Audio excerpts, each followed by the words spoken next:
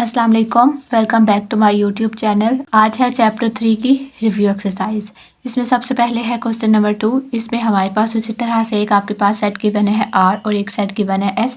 हमें फाइंड करने हैं binary relation from R to S। ठीक है, अब देखिए हमें यहाँ पे number of binary relations find करने हैं। हमें ये नहीं बताने कि बाइनरी रिलेशन कौन कौन से, हमें सिर्फ ये बताने हैं कि कितने नंबर्स होंगे, कितने होंगे टोटल। तो उसके लिए हमने क्या देखा था कि पहले आपने इसके देखने हैं यहाँ पे टोटल कितने एलिमेंट्स हैं, 1 2 3 एंड 4 4 है यहाँ पे, और यहाँ पे कितने हैं 1 2 3 एंड 4। इट्स मीन के number of elements in R है 4, number of element in S है 4। तो हम इसको कैसे चेक करते हैं, हम इन दोनों को मल्टीप्लाई करते हैं, जो आता है उसको हम 2 की पावर में लिख देते हैं। ऐसा ही है ना, दोनों को मल्टीप्लाई करें, जो आएगा उसको हम 2 की पावर में बना के लिख देते हैं, तो 2 की पावर क्या आ जाएगा 16। उसी तरह से अब हमें नेक्स्ट बताना है राइट एनी 3 बाइनरी रिलेशंस। अब हमें यहाँ पे R मल्टीप्लाई S करेंगे तो काफ़ी सारे रिलेशंस आएंगे ना, जो कि मैंने ये यहाँ पे नीचे लिखे हैं। ठीक है, ये वाले सारे रिलेशंस बनते हैं। उन्होंने बोला है राइट एनी 3। अब आप इसमें से कोई से भी 3 लिख सकते हैं। ठीक है, आपकी मर्ज़ी है, हमारे पास ऑप्शंस हैं, हम कोई से भी 3 लिख सकते हैं। अब आपकी मर्ज़ी, आप अपनी मर्ज़ी से यहाँ से कोई से भी चूज़ कर सकते हैं। तो एक मैंने AJ लिख दिया, AE लिख दिया और FN लिख दिया। ठीक है, यहाँ पे आप अपनी मर्ज़ी से कोई से भी 3 लिख सकते हैं। इनमें आंसर ये नहीं है कि बुक वाला एग्जैक्ट ही आएगा, बुक वाले लिखने हैं तो वो लिख लें, वरना आप अपनी मर्ज़ी से कोई से भी लिख सकते हैं। नेक्स्ट है write the binary relations whose domain is equals to set R। अब उन्होंने बोला कि हमें सिर्फ वो वाले रिलेशन बताएं जिनकी डोमेन वो हो जो कि R है। डोमेन कौन सा होता है, ये जो ऐसे वाले सेट्स बनते हैं, ये जो ऑर्डर पेयर होते हैं, इनमें जो फर्स्ट वाला डिजिट होता है ना, जो फर्स्ट वाला एलिमेंट होता है, वो वाला हमारे पास डोमेन होता है। तो उन्होंने हमें बोला कि हमें ऐसे वाले रिलेशंस लिखने हैं जिनमें जो पहला वाला होगा ना एलिमेंट, वो R से बिलोंग करे। R कौन सा है, ये मतलब कि ऐसे रिलेशन बताएं जिसमें पहला एलिमेंट इन चारों में से कोई हो। ठीक है, इन चारों में से हो वो एलिमेंट, हमें वो वाले इनको बताने हैं। तो यहाँ से देखें अब वो कौन कौन से हो सकते हैं। अगेन यहाँ पे भी हम अपनी मर्जी से कोई से भी चूज़ कर सकते हैं। ठीक है, तो देखें यहाँ से AE हो सकता है, AJ हो सकता है, AN हो सकता है, मतलब और एक वो जो है ना वो हमने एक ही मरतबा लेना है। अगर आपने A के साथ चूज़ करना है तो आप इन तीनों में से कोई सा भी ले सकते हैं। मैंने यहाँ पे A के साथ E लिख दिया। ठीक है, अब देखें नेक्स्ट और हमें कौन सा चाहिए, F वाला चाहिए, जिसके स्टार्ट में F आता हो। तो अगेन देखें यहाँ पे भी सारी चॉइसेस हैं, यहाँ से भी आप कोई सा भी चूज़ कर सकते हैं। मैंने F के साथ भी चूज़ कर लिया। नेक्स्ट हमें H और S के साथ का भी चाहिए, तो यहाँ से भी आप कोई सा भी चूज़ कर सकते हैं। मैंने J लगा दिया और यहाँ से मैंने S के साथ E वाला चूज़ कर लिया। तो अब अगर आप यहाँ पे देखें इन वे वाले एलिमेंट्स, तो अगर आप इनकी डोमेन देखें तो वो FAFHS ही है ना, ये वाली डोमेन जो है वो R के इक्वल है। तो इट्स मीन कि ये हमने ठीक बनाया है। इसके बाद फिर जो नेक्स्ट है, हमें वो वाले रिलेशंस लिखने हैं जिनके इक्वल हो। और S हमारे पास, S में कौन कौन से एलिमेंट हैं, BEJN। रेंज कौन सा होता है, जो दूसरे नंबर पे जो बाद वाले होते हैं ना, बाद वाले एलिमेंट जो दूसरे नंबर पे एलिमेंट आता है वो रेंज होता है। तो मीन्स कि अब हमें वो वाले सेट चूज़ करने हैं जिसके बाद में BEN और J आए। ठीक है, तो यहाँ से अगेन हमारे पास ऑप्शंस है। अगर आपने J वाला हमें B जिसके आखिर में B आए तो वो आप यहाँ से एक ये वाला चूज़ कर सकते हैं, ये भी चूज़ कर सकते हैं, दोनों में से कोई सा चूज़ कर लें जिसके आखिर में B आए। और फिर हमें वो चूज़ करना है जिसके लास्ट में E आए, तो यहाँ से ये वाला भी हो सकता है, ये भी हो सकता है। फिर वो वाला जिसके लास्ट में हमारे पास J आए, तो वो फिर ये भी हो सकता है, ये भी हो सकता है। और इस तरह से आप यहाँ से कोई से भी चूज़ कर सकते हैं। तो जो मैंने यहाँ पे लिखे हैं वो वाले कौन से हैं, F के साथ B, F के साथ E, H के साथ N और S के साथ J। जब आप इनको देखेंगे तो इनके जो रेंज है वो क्या है, BENJ। तो वो देखें BENJ वाला कौन सा था, वही बना है S। तो इट्स के ये भी ठीक बना है। अब और हमें उन्होंने बोला है कि हमें वो वाले बताने हैं रिलेशंस कि जिनमें डोमेन आपके पास R वाली हो सारी, और जो रेंज है वो सारी S वाली हो। ठीक है, मतलब कि रेंज में जो R वाले ये थे ना, AFH और S, और फिर जो हमारे पास S है वो वाले हैं BEJN। मीन्स कि हमें वो वाले चाहिए जिनमें पहले पहले ये हों, दूसरे ये हों। तो वो वहाँ से अगेन जब देखेंगे वहाँ पे तो हमारे पास वो कौन से बने, ABFGHES एंड N वाले। ठीक है, अब नेक्स्ट हमारे पास ये अगेन है थर्ड वाला, इसमें हमने शेड करना है इन सबको बाय यूजिंग वेन डायग्राम। सबसे पहले वाला है ये क्या है, B इंटरसेक्शन C। यहाँ पे इनको पहले नाम दे दें, ये वाला है आपके पास A, ये वाला है B, ये वाला है C। सबसे पहले क्या है, B इंटरसेक्शन C। इंटरसेक्शन में क्या होता है, सिर्फ वो वाला रीजन हमने शेड करना होता है जो दोनों में कॉमन हो। तो देखें यहाँ पे दोनों में कौन सा है, B और C को हमने देखना है ना। तो B और C में कॉमन रीजन कौन सा है, ये वाला सारा। तो आपने इस वाले पूरे को शेड कर लें। ठीक है, इस तरह से कोई सा भी आप पैटर्न बना सकते हैं। B और C वाले को जो इंटरसेक्शन है उसको हमने शेड कर लिया। इंटरसेक्शन में सिर्फ कॉमन वाला रीजन होता है। तो यहाँ पे हमने इसको कौन सा कर लिया, इस तरह से ये जो लाइन्स लगा दी हैं इट्स मीन कि ये हमारे पास बी और सी वाला हो गया। तो इसे डार्क कर लें बेशक, ठीक है। अब ये हो गया। अब हमने क्या करना है, ए के साथ इसका यूनियन लेना है, ए के साथ इसका यूनियन लेना है, इस वाले रीजन का यूनियन। यूनियन में क्या होता है, जिन दो चीज़ों की बात हो रही होती है वो पूरे के पूरे हमने शेड कर लेनी होती है। तो अब ये एक ए की बात हो रही है और एक इस पूरे रीजन की बात हो रही है। तो इट्स मीन के पूरे ए को और इस वाले रीजन को हमने अगेन से शेड कर लेना है, तो वो हमारा आंसर हो जाएगा। तो उसमें आप अगेन इस तरह से ए वाला पूरा शेड हो जाएगा और फिर ये वाला भी दोबारा से शेड हो जाएगा, ठीक है। तो इट्स मीन कि यहाँ पे हमारे पास जो बने हैं वो कौन से बने हैं, एक वो जो ए वाला पूरा हुआ और एक पोर्शन वो जो पहले से शेड था लेकिन उसको हमने दोबारा से शेड किया। तो इट्स मीन कि फाइनल आंसर में क्या आया, ये वाला पूरा शेड हुआ और अगेन फिर ये वाला शेड हुआ। नेक्स्ट यहाँ पे देखें तो ये क्या है, बी यूनियन सी। पहले हमें फाइंड करना है, ये है ए, ये है बी, ये है सी। अब देखें तो बी यूनियन सी है, बी और सी का यूनियन। यूनियन में क्या होता है, सब कुछ शेड कर लेना होता है। तो इट्स मीन कि पूरा का पूरा आपने बी शेड कर लेना है, पूरा का पूरा आपने सी भी शेड कर लेना है। ये हमारे पास हो गया बी यूनियन सी, इसमें हमने इसको पूरा शेड कर लिया। अब नेक्स्ट हमने ये वाला जो पूरा शेड किया है इसका इंटरसेक्शन लेना है ए के साथ। इंटरसेक्शन में क्या होता है, सिर्फ कॉमन देखना होता है। तो अब देखें ये वाला जो पूरा शेड हुआ है इसमें ए के साथ कॉमन कितना कितना आ रहा है, ए के साथ कॉमन कितना कितना आ रहा है। इसमें से देखें ए ये वाला जा रहा है ना और कॉमन सिर्फ इसमें ये आ रहा है। इट्स मीन कि कितना कॉमन आया है, सिर्फ ये वाला जो सारा पोर्शन है ना, ये वाला सारा ये हमारे पास कॉमन आया है। तो इट्स मीन कि फाइनल आंसर हमारे पास क्या है, ये वाला। तो यहाँ पे आप बेशक इसको थोड़ा सा डार्क करके बता दें ताकि पता चले कि जो लाइन्स हैं वो ये वाला है और जो फाइनल आंसर है वो है जो ये डार्क शो कर रहा है। नेक्स्ट हमें बताना है ए माइनस बी यूनियन सी, ठीक है। सबसे पहले अगेन ये ए है, ये बी है और ये सी है। हमें क्या करना है, intersection B intersection C, intersection C. अब देखें इन दोनों में से कॉमन कौन सा रीजन है, सिर्फ ये है। तो इट्स मीन कि हमने इसको इस तरह से कर लेना है। अब उन्होंने बोला है कि ए में से ये वाला रीजन माइनस कर दें, मतलब ए माइनस दिस। ए में से ये वाला माइनस करें तो पीछे क्या बचेगा। अब देखें ये वाला ए है ना, पूरा ए में से ये वाला माइनस कर दें तो पीछे पूरा का पूरा ए ही बच जाएगा। मतलब कि कुछ भी हमारे पास इसमें से कटेगा नहीं, पूरा का पूरा ये जो ए है ये हमारे पास इसमें पूरा का पूरा ए वाला जो है ना, ये वाला पूरा हमारे पास आंसर में आ जाएगा, ठीक है। ये वाला पूरा एक आंसर में आ जाएगा। यहाँ पे देखें तो क्या है, ए यूनियन सी है। ये वाला ए है, ये वाला बी है, ये वाला सी है। सबसे पहले है ए यूनियन सी, ठीक है। तो ए यूनियन सी है, इट्स मीन के पूरा का पूरा ए और पूरा का पूरा सी हमने शेड कर लेना है। ए यूनियन सी है ना, पूरा का पूरा ए और पूरा का पूरा सी हमने शेड कर लिया। और यहाँ पे आप बता दें कि हमने कैसी लाइनिंग यूज़ की है। उसके बाद अब हमने बी में से ये वाला माइनस करना है, जो बच जाएगा वो वाला सारा हमारे पास आंसर आना चाहिए। तो अब देखें बी में खाली सिर्फ इतना इतना ये वाला पोर्शन आ रहा है ना, तो इट्स मीन के बी में से इतना पोर्शन हमने निकाल देना है, पीछे जो बच जाएगा वो आंसर है। तो अब पीछे कितना कितना बचा, सिर्फ ये इस लाइन से उस तरफ वाला जो सारा रीजन है ना, ये वाला हमारे पास सिर्फ बच गया। और फाइनल हमारे पास आंसर ये वाला सारा रीजन आ जाएगा, ठीक है। इस वाले को माइनस करके ये वाला पूरा जो है, तो इसको आप यहाँ से सिंपल लाइंस लगा के शो कर लें कि हमें पता चले ये वाला बी में बचा है। नेक्स्ट फोर्थ है, तो हमें इसको करना है, वेरीफाई करना है associative property of union and intersection through Venn diagram.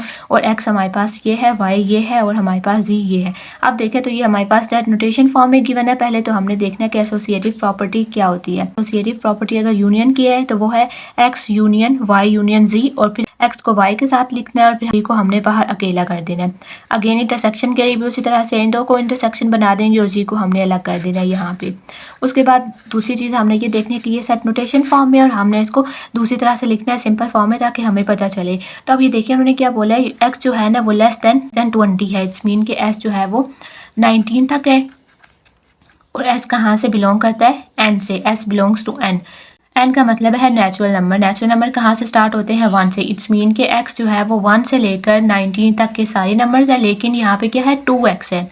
x जो है यहाँ पे वो 2x है, मीन्स के 2 टाइम्स ऑफ x है। अब जैसे देखें यहाँ पे जो भी एलिमेंट्स हैं ना, उनको हमने 2 से मल्टीप्लाई करना है, फिर वो वाले सारे यहाँ पे आएंगे।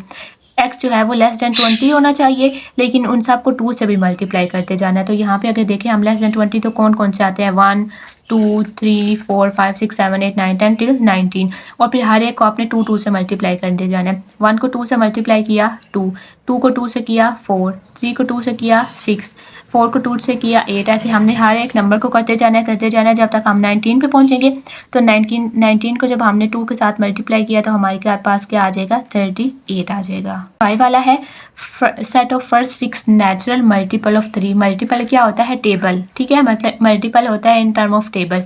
तो उन्होंने पूछा है कि थर्ड के जो 3 वाले टेबल के जो पहले 6 मल्टीपल है हमें वो बताएं। तो 3 के टेबल में पहले 6 कौन से होते हैं? 3, 6, 9, 12, 15 और 18। नेचुरल नंबर है ना, नेचुरल वही से स्टार्ट होते हैं, तो ये सारे नेचुरल में ही आते हैं। यही पहले 6 हैं, तो ये वाले सारे हमारे पास 5 में आ गया। उसी के लिए उन्होंने क्या बोला है कि जो x है वो लेस देन 20 है और अब x को आपने 6 से मल्टीप्लाई करना है। ठीक है, हर x को 6 से मल्टीप्लाई करना है। और अब ये x कहाँ से स्टार्ट हो रहे हैं? होल नंबर है, होल नंबर है, तो मीन कि आपने 0 से जाना है 19 तक। ठीक है, क्योंकि इसमें होल नंबर में 0 भी इंक्लूड होता है और लेस में 19 भी आएगा। ठीक है, तो इनके 0 से 19 तक हमने हार्ड नंबर लेना है और उसको 6 से मल्टीप्लाई करना है।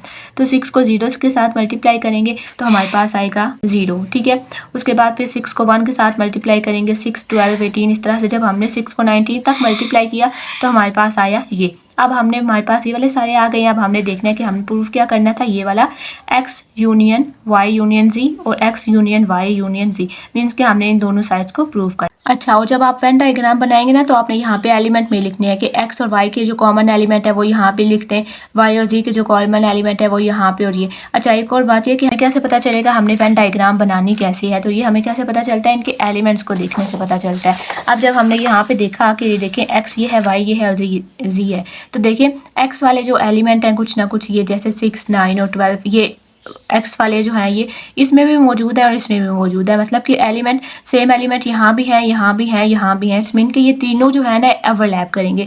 x के कुछ एलिमेंट y के साथ भी हैं, y के कुछ एलिमेंट z के साथ भी हैं, z के कुछ एलिमेंट x के साथ भी हैं।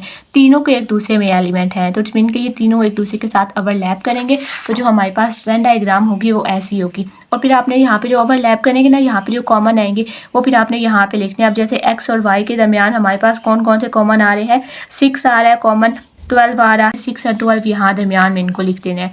फिर इनमें जो कॉमन आएंगे वो आप यहाँ लिखें, इनमें से जो कॉमन आएंगे वो यहाँ लिखें और जो बच जाएंगे वो अपने साइडों पे लिख देने हैं। और अब हम इसको शेड करना शुरू करते हैं। सबसे पहले क्या है? y union z। y union z में क्या होगा कि पूरा का पूरा y आपने शेड कर लेना है और उसके बाद पूरा का पूरा z आपने शेड कर लेना। ठीक है, तो इट्स मीन कि इसमें क्या हो जाएगा कि ये पूरा का पूरा y और z शेड हो गए हैं। तो हम यहाँ पे ये सिंपल उसी तरह से बता दें पैटर्न आपने कौन सा यूज़ किया।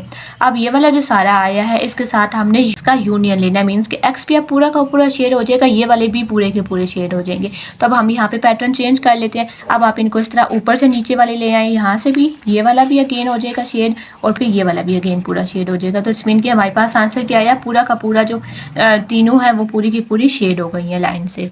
यहाँ पे देखें तो यहाँ पे भी देखें, अगर आप पहले इन दो का लें, इस x का और y का अगर आप यूनियन लें तो पूरा का पूरा x और पूरा का पूरा y हो जाएगा। उसके बाद फिर जब हम इस पूरे का z के साथ यूनियन लेंगे तो यूनियन में अगेन पूरा का पूरा शेड हो जाता है ना, तो अब अगेन पैटर्न चेंज कर लें कि पूरा z शेड हो जाएगा और फिर जिनके साथ लिया जा रहा है यूनियन ये वाला भी पूरा शेड हो जाएगा।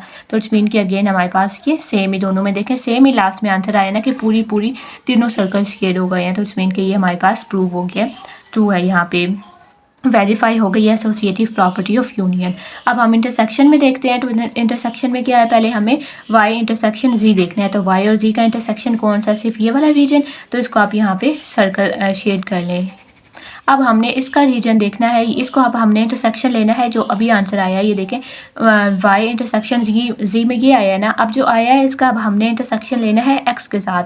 x के साथ इस पोर्शन में देखें कितना कितना एरिया शेडेड आ रहा है, इसके साथ देखें कितना कॉमन आ रहा है x के साथ। सिर्फ ये वाला इतना सा, ये वाला जो पोर्शन है ना जिसको मैंने डार्क कर दिया, ये वाला सिर्फ हमारे पास कॉमन आ रहा है x में और उस पहले वाले में। तो इट्स मीन कि हमारे पास फाइनल आंसर कौन सा है? ये जो डार्क शेड हुआ है वो फाइनल आंसर है।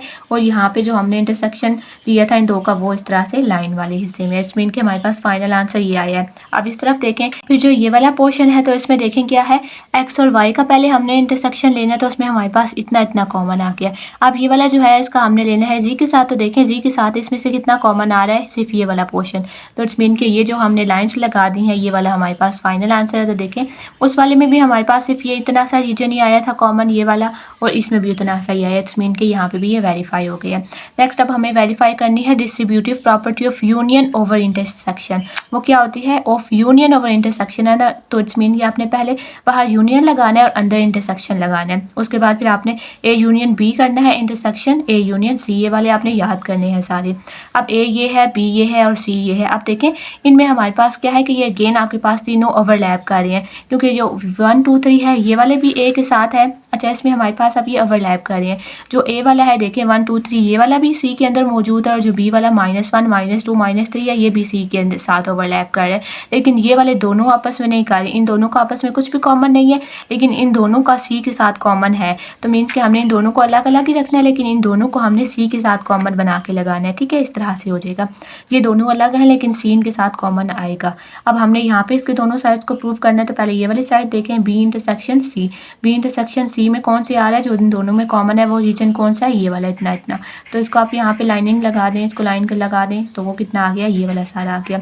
अब हमने इसका यूनियन लेना है ए के साथ। यूनियन में क्या होता है, दोनों को शेड कर लेते हैं। तो इट्स मीन के पूरा का पूरा अब आपके पास ये जो ए है ये भी पूरा का पूरा शेड हो जाएगा, और ये वाला जो आपके पास सी था ये वाला भी पूरा का पूरा शेड हो जाएगा। तो इट्स मीन कि हमारे पास फाइनल आंसर में क्या आया, ये वाला पूरा ए और फिर साथ में ये।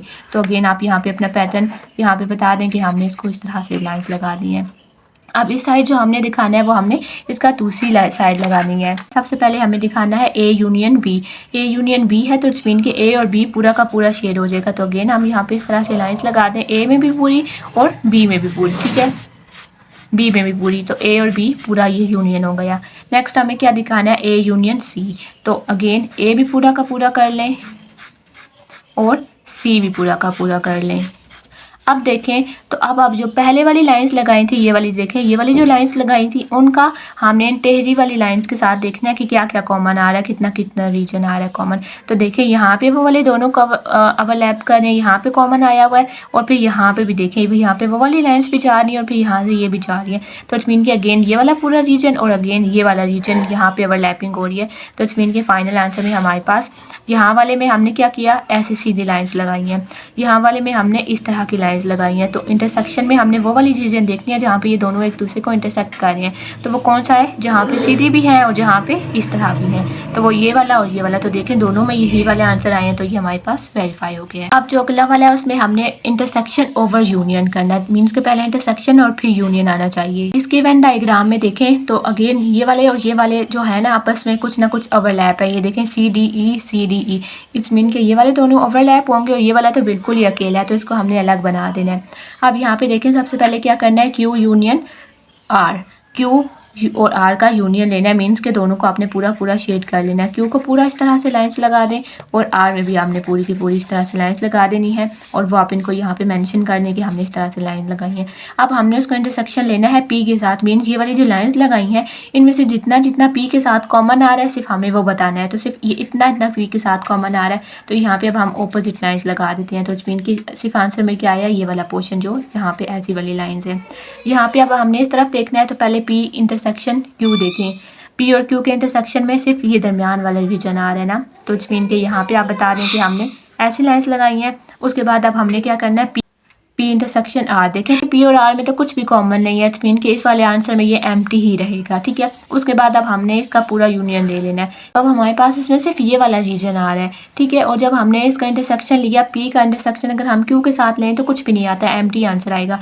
तो इट्स मीन कि फिर अब ये वाले जो तो एक एम्प्टी है और एक ये है, अगर हम इन दोनों का यूनियन लें तो अगेन सिर्फ यही वाला आएगा। तो देखें ये वाला फिर हमारे पास सिर्फ ये इतना इतना पोर्शन बना है, इसमें भी अगेन हमारे पास। ठीक है, तो इसमें भी ये इतना पोर्शन बना था, इसमें भी इतना पोर्शन बना था, तो अगेन इट्स मीन कि ये वेरीफाई हो जाएगा। फिर जो अगला वाला 7 है, 7 वाली में हमें अगेन वेन डायग्राम यूज़ करनी है, लेकिन अब हमने इनको इस तरह से नंबर्स हैं इनको हमने देखना है। ठीक है, अच्छा अब यहाँ पे देखें तो एक आपके पास ए है ये वाला और इसको बी कर लें। अब देखें तो उन्होंने क्या बोला है, जो ए है वो 60 है, बी 48 है, इन दोनों के यूनियन में 20 आ रहे हैं और टोटल कितने हैं 90 हैं। टोटल 90 है। पहले आप देखें कि इनके यूनियन में इंटरसेक्शन में कितने हैं, इंटरसेक्शन में कितने हैं 20 हैं। तो इट्स मीन के दोनों के 20 यहाँ पे हैं। ठीक है, ए के 20 यहाँ पे है और बी के भी 20 यहाँ पे है। ए के टोटल कितने हैं 60, 60 में से 20 इसने शेयर कर लिए, तो ए के पास अब पीछे कितने बचे 40। इस बीन के ए के पास अब पीछे 40 बचे हैं, बी के पास भी 48 थे, 20 इसने यहाँ पे शेयर कर लिए, तो पीछे कितने बचे 28 बचे। तो 28 यहाँ पे है। अब देखें 20 यहाँ पे चले गए, 40 यहाँ पे चले गए, 48 यहाँ पे चले गए, टोटल कितने थे 90। 90 में से 20 यहाँ पे आ गए, 40 यहाँ पे आ गए, 28 यहाँ पे आ गए, तो अब यहाँ पे पीछे कितने बच जाएंगे। तो उसके लिए क्या करना है, 90 में से ये वाले सारे माइनस करें। 90 में से हम माइनस करेंगे इन सबको, तो पीछे क्या हो जाएगा सिर्फ कितने बचेंगे 2। तो इट्स मीन कि यहाँ पे जो हमने लिखना है वो हमने 2 लिखना है। तो यहाँ पे ये वाले जो नंबर्स है ना इनको अपने एज इट इज़ नहीं पुट कर लेना, आपने देखना है इनको कि इंटरसेक्शन में इतने आ गए हैं तो पीछे इतने बचे हैं, पूरे यहाँ पे कवर हो गए हैं तो यहाँ पे यूनिवर्सल सेट में कितने बचे हैं। उसी तरह से जो ये वाला है इसमें देखें तो इसमें उन्होंने हमें यहाँ पे तो यूनियन का बोला हुआ है कि इन दोनों का हमने यूनियन लिया तो ये आया। अब देखें यूनियन में क्या होता है वो दोनों पूरे के पूरे आ जाते हैं ना। अगर तो उन्होंने इन दोनों का यूनियन नहीं लिया होता तो तब तो इन दोनों को पूरे आ जाते, मीन्स कि ये दोनों प्लस हो जाते। तो ये हमारे पास कितने होते हैं फिर 86 होने चाहिए थे यहाँ, लेकिन ये देखिए यहाँ पे ये सिर्फ 60 उन्होंने दिखाए हुए। अगर तो इन दोनों का यूनियन लिया गया तब तो इट्स मीन कि यहाँ पे भी पूरे आने चाहिए थे, लेकिन यहाँ पे 60 है, यहाँ पे अभी कम है। तो इट्स मीन इन्होंने यहाँ पे इसका इंटरसेक्शन भी लिया है। तो इंटरसेक्शन अब यहाँ पे इन्होंने कितना लिया, 86 में से 60 को माइनस करें तो पीछे कितने बच जाते हैं। यहाँ पे 86 में से अगर हम 60 को माइनस करें तो पीछे कितने बचे, 26 बचे। इट्स मीन कि 26 इनका इंटरसेक्शन है। और अगर आप ये जो दूसरा फार्मूला हमने यूज़ किया था, अगर आप इसको फार्मूला से इंटरसेक्शन फाइंड करना चाहते हैं तो फिर हम यहाँ पे वो फार्मूला भी यूज़ कर सकते हैं। इंटरसेक्शन वाला फार्मूला है हमारे पास A union B equals to A plus B और माइनस हम यहाँ से इंटरसेक्शन वाला करते हैं ना, तो इस फार्मूला से भी हम फाइंड कर सकते हैं। यहाँ पे आप 60 लगाएं, यहाँ पे 34 लगाएं, यहाँ पे 52 लगाएं और ये वाले तो हमें फाइंड करने हैं। यहाँ पे 60 इक्वल्स टू 56 और ये वाले हमें फाइंड करना है। अगेन अब ये वाला हमें फाइंड करना है तो इसको यहाँ पे रहने दें, इसको वहाँ ले जाके माइनस करें और ये भी माइनस के साथ आ रहा है। इन दोनों को माइनस किया तो यहाँ पे आएगा -26 equals to minus A intersection B। Minus minus cancel करें, इस मीन के A इंटरसेक्शन B कितना है 26 है। तो जो A और B का जो इंटरसेक्शन है यहाँ पे वो वाला हमारे पास कितना है 26। यहाँ पे 26 आएगा हमारे पास, ठीक है। यहाँ पे आके 26। आप देखें कि A कितने हैं 34 में से 26 इसने यहाँ पे दे दिए हैं तो पीछे कितने बचे A के पास 4 और 4 8। तो A के पास पीछे बचे हैं 8। उसी तरह से यहाँ पे देखें इसके पास थे 52 में से 26 इसने यहाँ पे दे दिए तो अगेन इसके पास कितने बचे 26 बचे। अब यहाँ पे देखें तो टोटल इतने थे, इसमें से हमने इतने यूज़ कर लिए। तो आप बताइए यहाँ पे पीछे कितने बचेंगे। तो 85 -26 -8 इन सब को माइनस करेंगे तो पीछे हमारे पास क्या बचेगा 25। इट्स मीन कि यहाँ पे यूनिवर्सल सेट में हमारे पास अब कितने बचे 25। तो 25 अब यहाँ पे आएगा, ठीक है। तो ये वाला क्वेश्चन हमने इसमें थोड़ा सा यहाँ से यूनियन खुद इंटरसेक्शन खुद फाइंड करना है और फिर वो यहाँ पे आ जाएगा। फिर देखेंगे A में से इतने चले गए, पीछे कितने बच गए, B में कितने बचेंगे और फिर यूनिवर्सल सेट में कितने बचेंगे। नेक्स्ट है फिर ये 10 वाले में आपके पास इन्होंने डिफरेंट की रात कॉम्पिटिशन हुए हैं और उसके बाद उन्होंने आपको बताया कि किसी ने जो सब हैं उन्होंने डिफरेंट स्टाइल में इनको रीड किया है, डिफरेंट स्टाइल में इनको पढ़ा है और उनके आपके उन्होंने ग्रुप्स बता दिए। ए ग्रुप्स है उसमें हानी, ज़ुबैर और हैदर हैं। बी ग्रुप्स में ये वाले स्टूडेंट्स हैं। सी वाले ग्रुप में ये वाले बॉयज़ हैं, ठीक है। ये वाले मैंने यहाँ पे लिख दिया। अब उन्होंने बोला कि हमने इसको वेन डायग्राम से बताना है। तो देखें अब A B और C ये वाले जो सारे हैं इनमें से ये किसी भी कहीं पर भी ना कोई ओवरलैप कर रहा है, कोई भी एक दूसरे के साथ ओवरलैप नहीं कर रहा है, सारे एक दूसरे से डिफरेंट है। तो इट्स मीन कि सारे इसी तरह से सिंपल हो जाएंगे। ये वाला आपके पास A है, ये वाला हमारे पास B है, ये C है। तीनों अलग अलग हैं, कहीं पे भी ओवरलैपिंग नहीं होगी। उसके बाद अब हमें ये वाले सारे फाइंड करने हैं। तो सबसे पहला क्या है A intersection B intersection C का कॉम्प्लीमेंट। तो पहले हमने ये वाला फाइंड करना है। तो इसके लिए क्या करेंगे, पहले B इंटरसेक्शन C फाइंड करें, B और C का इंटरसेक्शन। अब देखें B ये है और C ये है ना, तो इसके इंटरसेक्शन में कुछ आ सकता है नहीं। इंटरसेक्शन क्या होता है कॉमन, इनमें कुछ कॉमन ही नहीं है तो इट्स मीन कि एम्प्टी आ जाएगा। और एम्प्टी आके अब हमने इसको कॉम्प्लीमेंट फाइंड करना है। तो कॉम्प्लीमेंट कैसे फाइंड करते हैं, हम U में से वो वाले सारा कुछ माइनस कर देते हैं जो आया होता है। तो U में से हमने इसको माइनस कर देना है। तो अब देखें U में से एम्प्टी को माइनस करेंगे तो पीछे सारा U ही बचेगा ना। तो इट्स मीन के B इंटरसेक्शन C का कॉम्प्लीमेंट लेंगे तो हमारे पास ये वाले सारे आ गए हैं, ठीक है। अब ये वाले सारे हमारे पास आ गए, यहाँ पे ये वाले सारे आ गए। तो इट्स मीन ये वाला सॉल्व हो गया। अब हमने A के साथ इस पूरे का इंटरसेक्शन लेना है। तो A के साथ जब हम इस पूरे का इंटरसेक्शन लेंगे तो हमारे पास A में जो एलिमेंट है ना वो ये और ये है, ठीक है। तो जब हम इसके साथ A का इंटरसेक्शन लेंगे तो कौन से कॉमन आएंगे, हानी, ज़ुबैर एंड हैदर। तो इट्स मीन कि हमारे पास इंटरसेक्शन में हानी, ज़ुबैर एंड हैदर कॉमन आ जाएगा। तो वो हमारे पास इसका आंसर फाइनल बन जाएगा। नेक्स्ट में हमें करना है A यूनियन B और फिर उसका इंटरसेक्शन C कॉम्प्लीमेंट के साथ। तो पहले A यूनियन B करें। A वाला जो था ना उसमें हानी, ज़ुबैर और हैदर है और जो B वाला है वो अब्दुल्ला, उमर, अली और बिलाल है। तो इसमें हमने यूनियन करना है। तो यूनियन में सारे आ जाते हैं। तो यूनियन में हमने सारे लिख दिए। उसके बाद C कॉम्प्लीमेंट है। C कॉम्प्लीमेंट का मतलब कि यूनिवर्सल सेट में से C को माइनस करें। अब देखिए ये वाला सारा यूनिवर्सल सेट है ना, तो यूनिवर्सल सेट में जो C वाले हैं वो सारे माइनस हो जाएंगे। C में कौन से थे, ये हसन, जाफ़र एंड उस्मान। तो C में U में से हसन, जाफ़र और उस्मान को माइनस कर दें। पीछे कौन कौन से बचे? हानी, ज़ुबैर, हैदर, अब्दुल्ला, उमर, अली एंड बिलाल, हसन, जाफ़र और उस्मान को हमने यहाँ से माइनस कर दिया। ठीक है, अब ये वाला हमारे पास इन हो गया सी कॉम्प्लीमेंट का आंसर आ गया, ये वाला हमारे पास यूनियन का आ गया। अब हमने इन दोनों का इंटरसेक्शन लेना है, क्योंकि ये देखिए यहाँ पे इंटरसेक्शन है। इन दोनों का इंटरसेक्शन लेंगे तो क्या होगा? जो दोनों में कॉमन है, तो देखिए हानि भी यहाँ भी है, ये वाले भी यहाँ पे है, ये भी यहाँ है, ये भी यहाँ है, ये भी और ये भी। इसमें इनके सारे एलिमेंट्स आ जाएंगे। इसमें ये वाले जो सारे हैं ये सारे कॉमन है। उसके बाद फिर नेक्स्ट है A minus B union C। Again देखें तो किसी में भी कॉमन नहीं थे ना, B यूनियन C। यहाँ पे अगर आप B इंटरसेक्शन C देखें तो कोई भी आपके पास कॉमन नहीं है, तो इट्स मीन के B इंटरसेक्शन C हमारे पास आ जाएगा एम्प्टी। उसके बाद हमने A में से उसको माइनस कर देना है, तो A में से अगर आप कुछ भी माइनस करेंगे, मतलब कुछ एम्प्टी माइनस करेंगे, तो इस मीन के ए पूरा का पूरा ही आ जाएगा ना, इसमें से कुछ भी माइनस नहीं हुआ होगा, तो इस मीन के ए आपके पास पूरा ही आ जाएगा। क्योंकि देखिए ये आपके पास अभी ये कैसा लिखा जाएगा, ये ए माइनस है ना, तो इस मीन के ए हमारे पास क्या थे? हानि, ज़ुबैर एंड हैदर।